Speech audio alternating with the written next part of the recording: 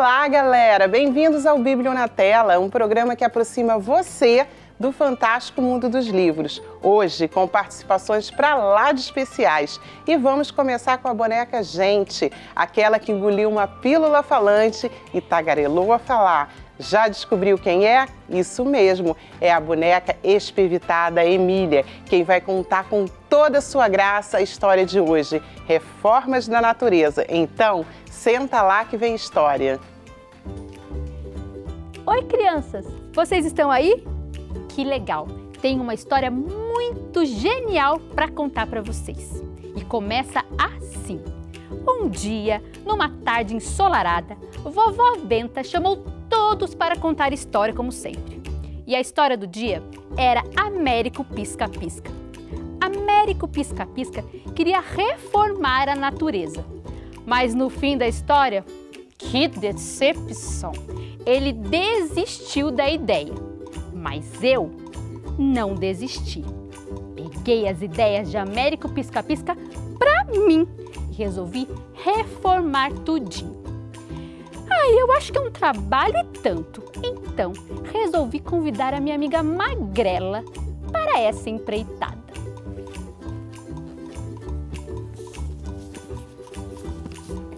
Magrela. Quanto mais observo, mais vejo que a natureza precisa ser reformada. Então, a vaca tem 2 chifres na frente.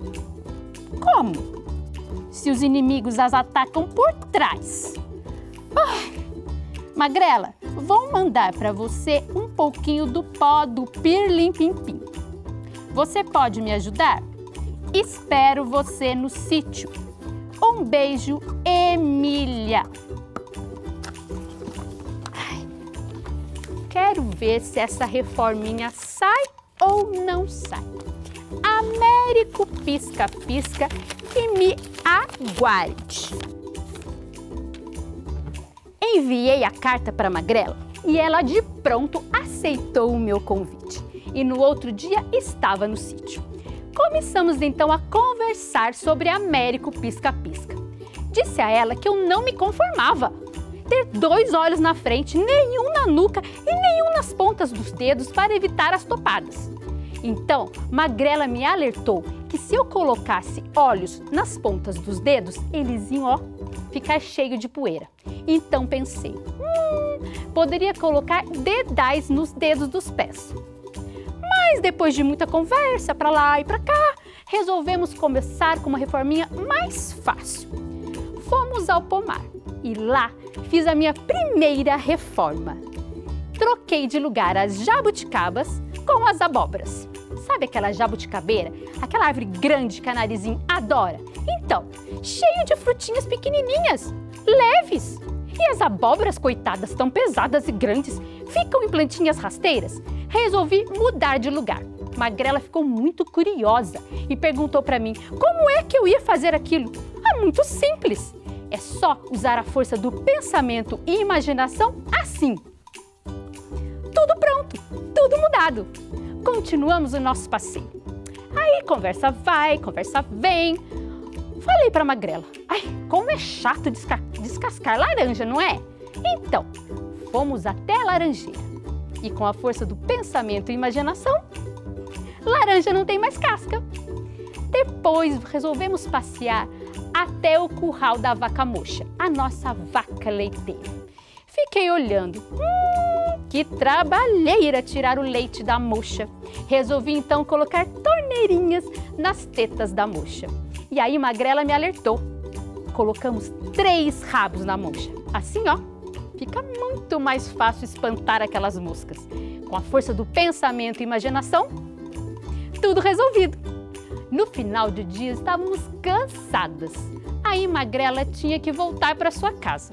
Ela usou o restinho do pó do pirlim-pim-pim e foi.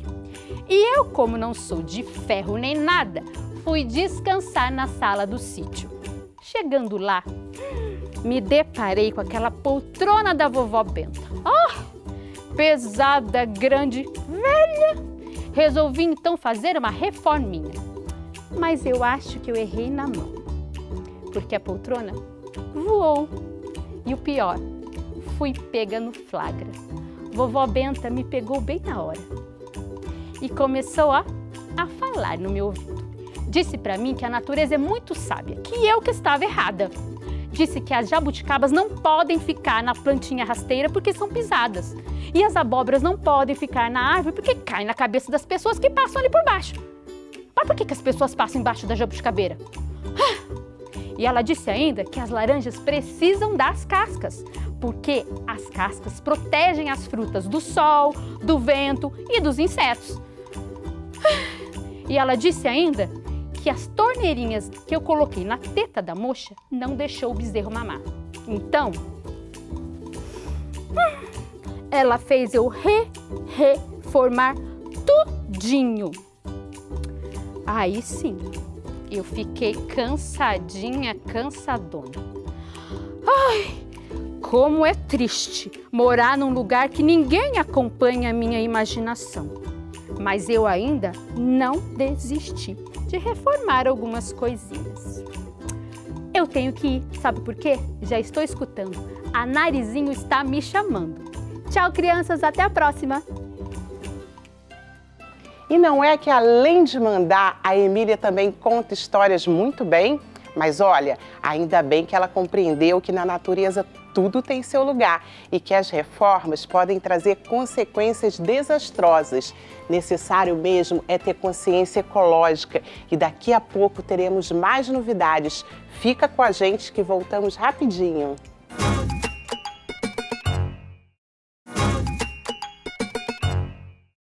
Voltamos! E agora vamos a outro destaque do programa de hoje, a entrevista com a escritora Sandra Guimarães, mestre em Linguística Aplicada, tradutora e professora, membro da Academia Joseense de Letras, cujo patrono é Tom Jobim, autora de poemas, crônicas e contos. Participou de 8 antologias e publicou os livros infantis As Aventuras de Kiko, Kiko e seus Amigos, Maria Formiguinha, Marta Lagarta, A Saudade do Mundo de Lá. Seja bem-vinda, Sandra Guimarães. Olá. Obrigada por estar aqui conosco. Prazer é meu. Sandra, como é que você começou a escrever literatura? Bom, na verdade, antes de começar a escrever literatura, eu me interessava, né, desde criança por histórias. Então, a minha relação com a literatura infantil vem desde a minha infância, com a minha avó contando histórias para mim, e depois eu fui crescendo e fui me interessando não só pela leitura, como pela escrita também. E como é que você começou a escrever para crianças? Bom, as minhas primeiras histórias, na verdade, elas foram criadas para os meus filhos. Eu criei essas histórias, né, com a minha imaginação, com a minha fantasia. E em 2013 eu decidi publicar, então, o meu primeiro livro infantil. Muito bem. E como surgiram esses primeiros temas para você escrever os livros? O meu primeiro livro, A Aventura de Kiko, nasceu muito da minha observação com o banhado, né? A gente tem um patrimônio imaterial aqui na cidade de 3.300.000 metros quadrados e nunca ninguém havia feito uma história sobre o banhado infantil. Então eu disse, por que não criar um conto maravilhoso ambientado aqui no nosso patrimônio imaterial? Quem você se inspirou para criar esses personagens? Na verdade, como eu disse, né, eu me inspirei na fauna local, né? Então, o personagem principal da Aventura de Kiko é uma maritaca, né, que é uma espécie de papagaio típico aqui da nossa região. Sandra, de todos os personagens criados, qual é o seu preferido? Eu acho que o preferido é sempre o último personagem criado, né? Porque é o livro recém-lançado, com o qual você estabelece uma relação de mais proximidade pelo lançamento, pela divulgação, mas eu não tenho o meu preferido. Todos os criados por mim são os meus preferidos. No seu livro A Aventura de Kiko, você destaca a natureza, certo? Fale um pouco sobre isso. Sim, eu destaco o nosso bioma aqui, né, do banhado de São José dos Campos. Inclusive há um menino Kaique na história, que ele é o guardião do banhado, é um menino que defende a fauna e a flora locais, é um menino que nasceu na comunidade do banhado, no Jardim Esperança, então também rendo uma homenagem a esses moradores do banhado, a essa comunidade que ali existe. Sandra, no livro A Saudade do Mundo de Lá, você fala de uma menina refugiada, que é um tema muito delicado. Por que você resolveu contar essa história? Bom, em 2015 me tocou muito uma imagem de um menino refugiado sírio em uma praia da Grécia, morto. E eu fiquei imaginando isso, né?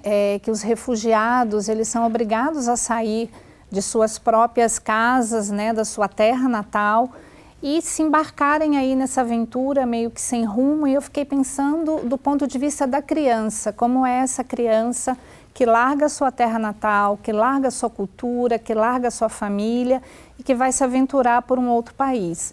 Então eu estudei, pesquisei bastante, né? Nós atualmente temos cerca de 60 mil refugiados aqui no Brasil, e eu resolvi fazer essa homenagem a essas crianças que devem ser expatriadas, né, forçosamente das suas pátrias para um outro país. Então eu criei essa personagem chamada Laila. Legal. E que histórias você ainda quer contar?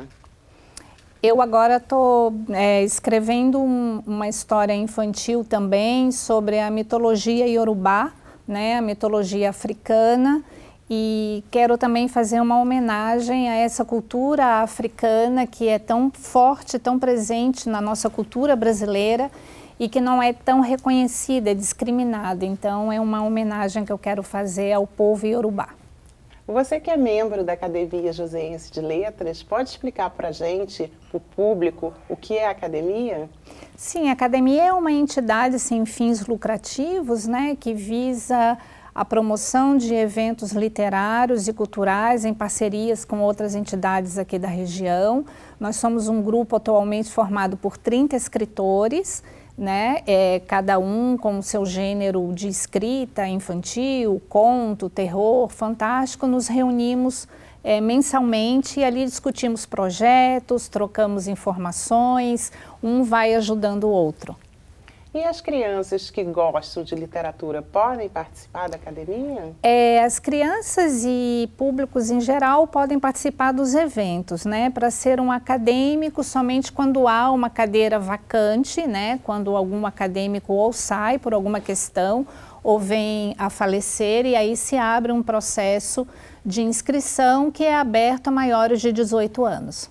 Entendi. E para encerrar, você pode deixar um recado, Sandra, para o nosso público? Com certeza. Eu acho que a literatura, em especial modo a literatura infantil, ela tem que ser cada vez mais promovida, né? Promovida na família, na escola, porque a criança precisa desse destaque do mundo real e ir para o mundo, né, onde ela exerce a imaginação dela, onde ela exerce a fantasia. Eu acho que as crianças e os jovens em geral, eles leem muito, mas estão lendo pouco literatura, né? E literatura é arte, literatura é aquilo que nos permite sonhar, é aquilo que nos permite resistir, principalmente em momentos como esse. Sandra, eu quero agradecer a sua participação. Muito grata. Eu que agradeço a você, Márcia, a Flávia também pelo convite, a TV Câmara por ter me acolhido aqui tão bem. Muito obrigada. E aí, galera, curtiram conhecer a escritora Sandra Guimarães? Então, fica com a gente que no próximo bloco, a equipe da Divisão de Educação Ambiental, lá do Parque da Cidade, que desenvolve projetos de sustentabilidade e vivências buscando despertar a consciência ecológica de todos os públicos, irá desenvolver uma mega oficina de criação.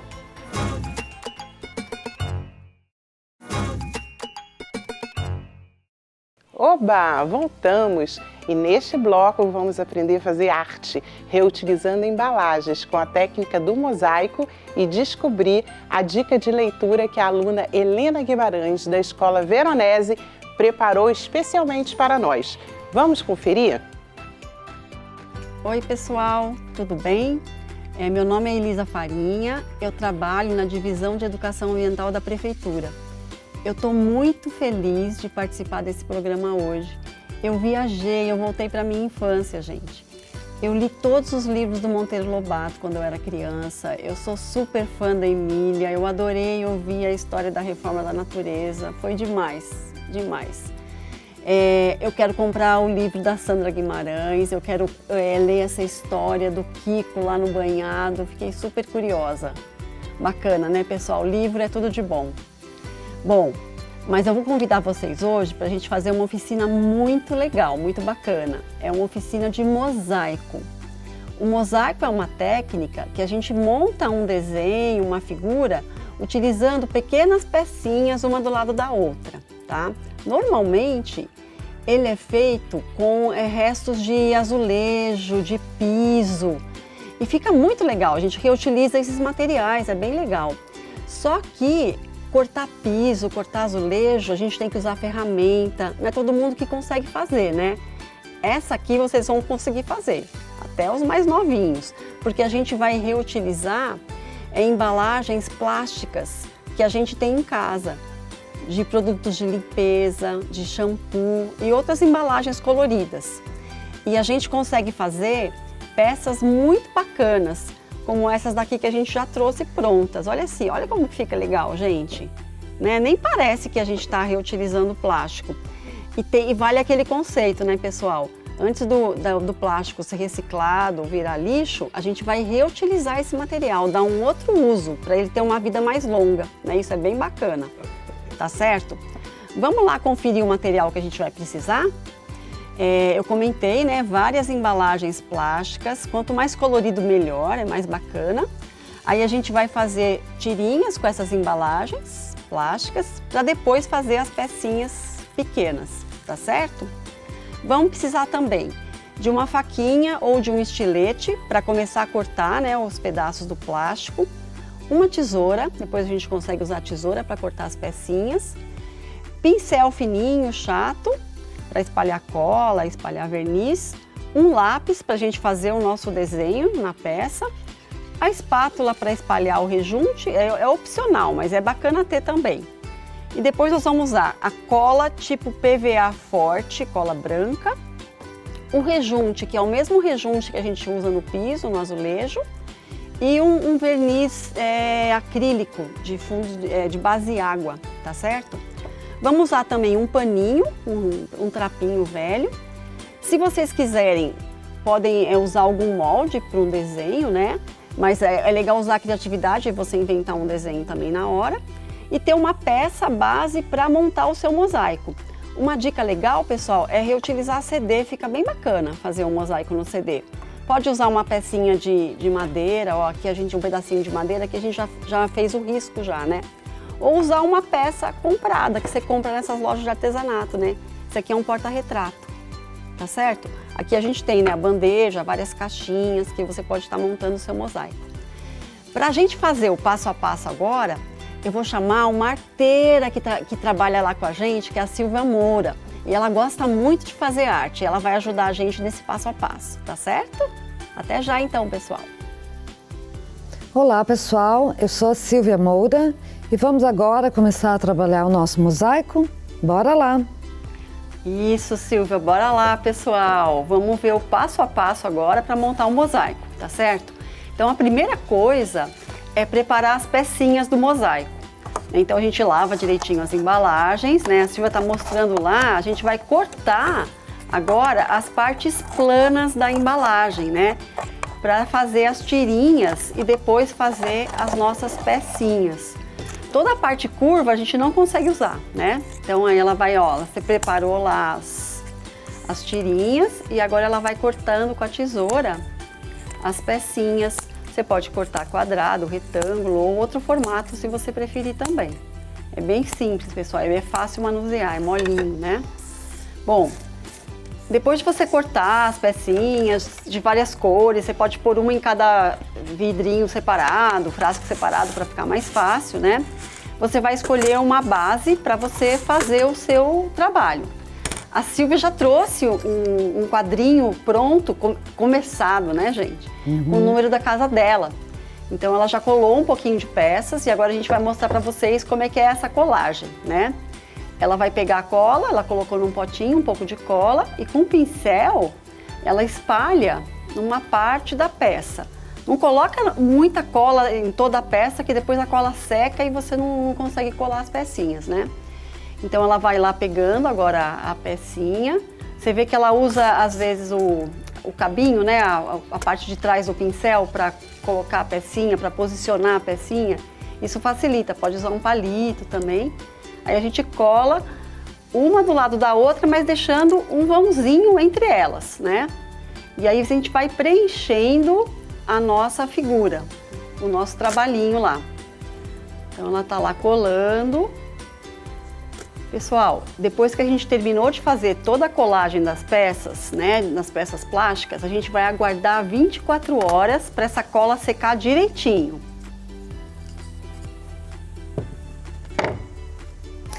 Olha, pessoal, aqui nós já temos uma peça seca, né, que já tem 24 horas, e vamos começar agora o trabalho de rejunte. Então, a gente já esperou secar, a gente vai preparar o nosso rejunte. É o rejunte que a gente usa mesmo com piso e azulejo, né? A gente mistura o pozinho com água. Pessoal, uma dica é ir fazendo devagarinho essa mistura para a consistência final do rejunte ficar como se fosse de pasta de dente, sabe? Meio cremosa. E tem outra dica também, pessoal. Eu posso escolher a cor do meu rejunte, né? Para ficar no trabalho. O acabamento que eu quiser dar com a cor que eu quiser usar, né? Aqui a gente está usando o branquinho. E aí devagarinho a gente vai espalhando, ou com a espátula, ou com o próprio pincel, o rejunte por cima da peça. E a gente vai espalhando o rejunte na peça toda, com a espátula, devagarinho. Vamos lá, a Silvia fazendo, mostrando para vocês.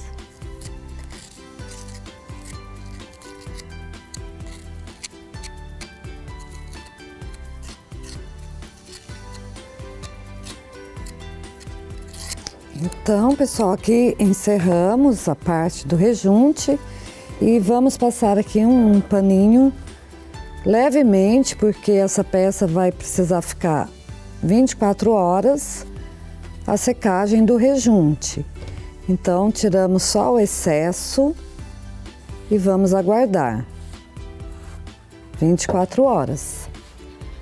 Aqui nós temos uma peça, a metade já com rejunte e a outra metade sem, para vocês visualizarem, né, como fica o acabamento da peça.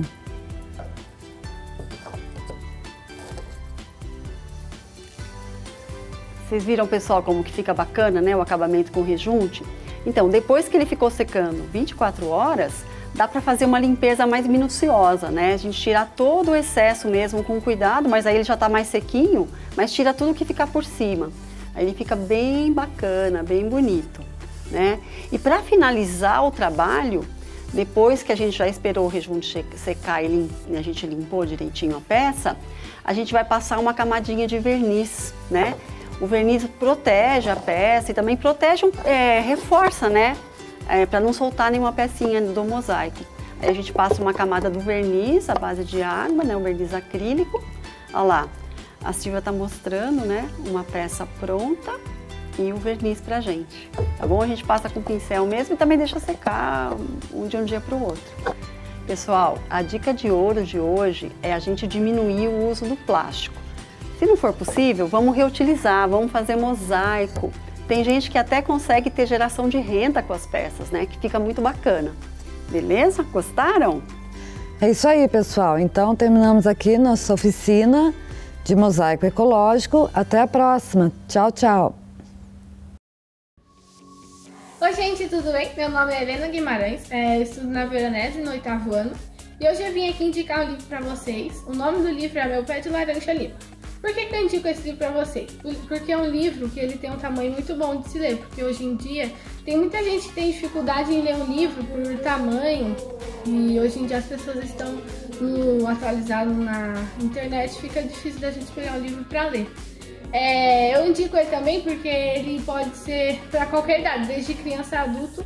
Tenho certeza que se você pegar para ler, você vai gostar muito. É um livro que, por ser antigo, tem linguagem difícil de entender se você for criança. Então, é bom você pedir ajuda para os seus pais para ajudar você, porque eu, quando fiz esse livro, eu teve algumas dificuldades de entender algumas linguagens. Mas é muito legal, então se você tiver a oportunidade de ler, eu acho que seria muito bom. Fica a dica aí. Helena, você mandou muito bem, indicando esse clássico da literatura infanto-juvenil brasileira. E a galera da Divisão de Educação Ambiental também arrasou, mostrando que é possível fazer arte e cuidar da natureza.